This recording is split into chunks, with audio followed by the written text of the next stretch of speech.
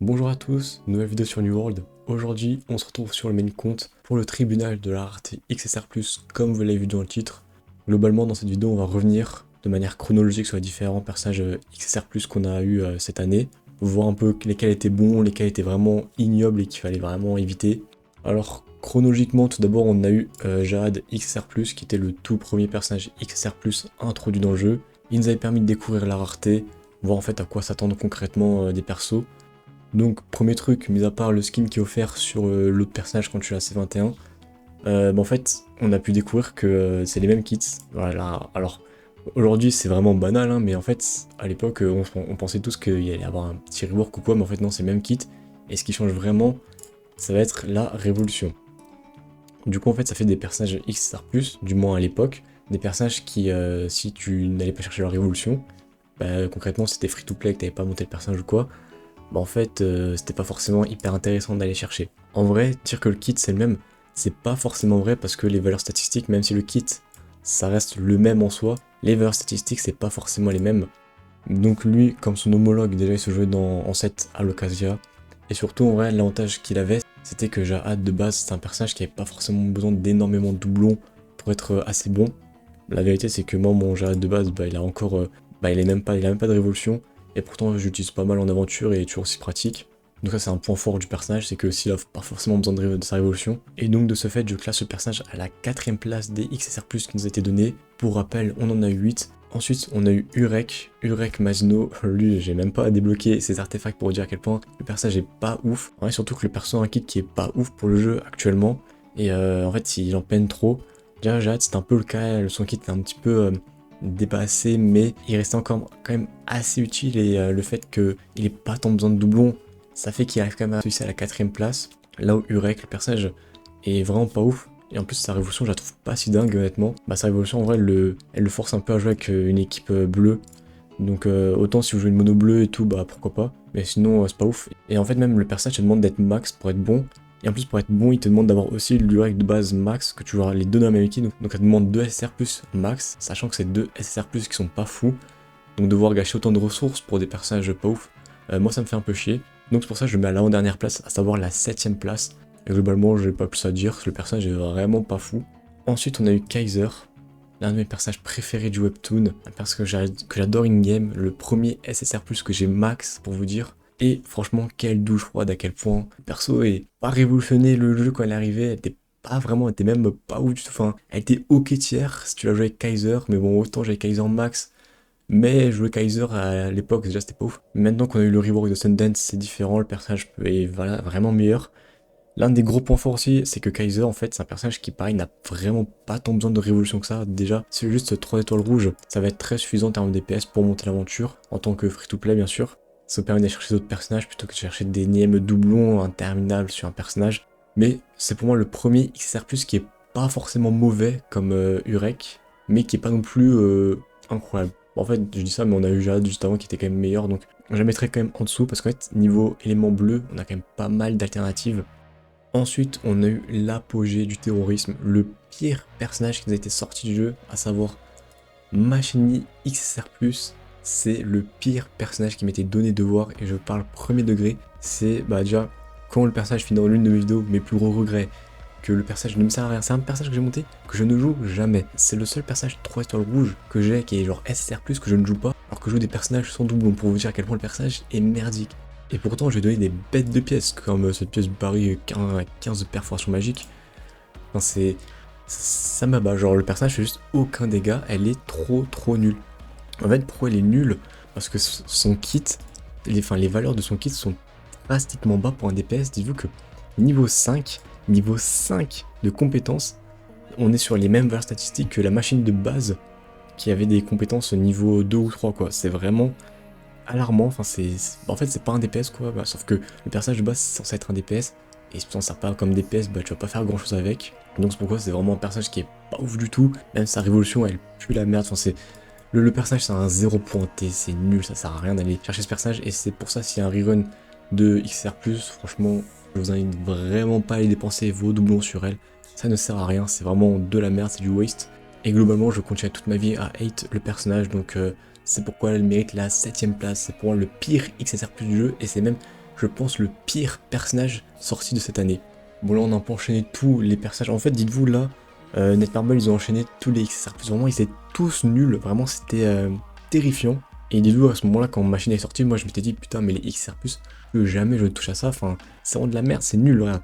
Genre le seul qui était ok tier c'était Jahad, et voilà c'était le premier, Urek, nul, Kaiser, bof, Machini, nul, enfin genre les personnages ne servent à rien, en fait ça sert à rien d'invoquer sur ces personnages, à moins d'aller laisser 21 pour l'archive, et parce que bah oui un SR+ max bah c'est toujours bon à prendre, mais on n'est pas tous des wild, donc pour moi en tant que free-to-play slash spender, c'était mort de chez mort, jamais je ne touchais à ça. Puis est arrivé un ange tombé du ciel, si je puis dire, Garam XSR+, et là, enfin les développeurs nous ont respecté, ils nous ont fait un vrai personnage, et ça fait plaisir, surtout quand Garam c'est un de mes personnages préférés aussi. Déjà Garam c'est un support de base qui est assez bon, elle est pas top 5 support de jeu je pense, mais elle a un kit qui est assez casu, enfin c'est un peu la seule à pouvoir proposer par exemple de la perforation sur les coups spéciaux, donc c'est vraiment assez cool je trouve. Et la révolution qu'elle a reçue est juste, bah c'est enfin une vraie révolution. Tout simplement son ulti qui va premièrement réduire l'attaque de 30% des ennemis touchés, ce qui est assez cool, mais surtout va bloquer la récupération de PV pendant 10 secondes, sachant que son ulti touche quasiment tout le monde, ce qui en fait un, voire le meilleur personnage qui a bloqué la récupération de PV.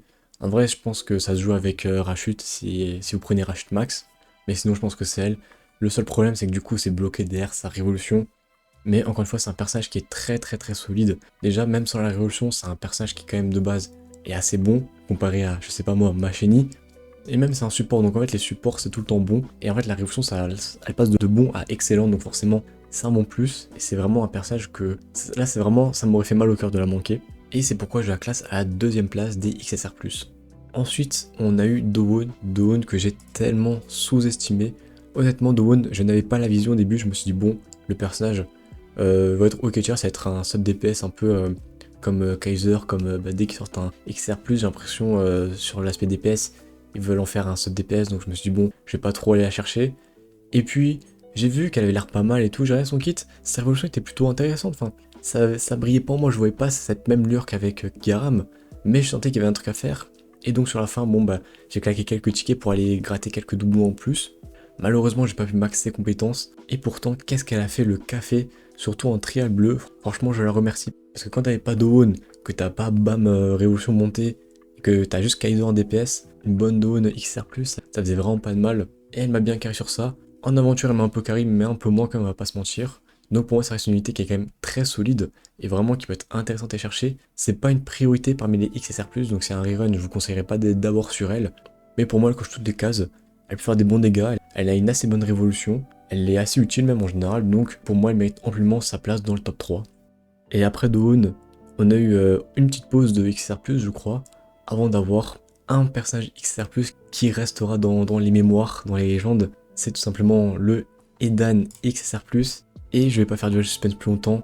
Et en fait, c'est pas juste le meilleur XSR+ du jeu, bon dire vous avez compris qu'il sera numéro 1, mais surtout en fait, c'est je pense le meilleur personnage du jeu, tout simplement. Après les EX bien sûr, on s'entend, mais pour moi, de toute la tranche SSR+, c'est globalement le meilleur personnage du jeu, c'est le meilleur DPS du jeu, et surtout si même on met à côté les supports quoi, je pense, encore une fois, que c'est vraiment un personnage tellement insane, le personnage est tellement bon. Alors pour l'avoir testé à 3 étoiles rouges, je trouvais pas aussi bon que sa version SSR+, mais en fait, une fois que tu atteins sa révolution 4 avec son bouclier de coups, quand il va mettre son domaine, il va se mettre un bouclier de coups, ce qui est déjà c'est trop fort, et en plus il va récupérer 50 points d'énergie par seconde tant que son bouclier est actif. Sachant que c'est un bouclier de coups, ça rend la survie de ce bouclier beaucoup trop, bah c'est trop fort en fait. C'est-à-dire que le gars après ça devient une mitraillette, il peut spammer les outils, enfin c'est abusé, et une fois que vous avez la révolution 4, le personnage rentre dans une autre dimension, c'est vraiment un truc de fou. Donc déjà c'est un personnage qui va faire des dégâts en fonction des PV max de l'adversaire, ce qui est en termes de DPS trop fort, surtout en endgame.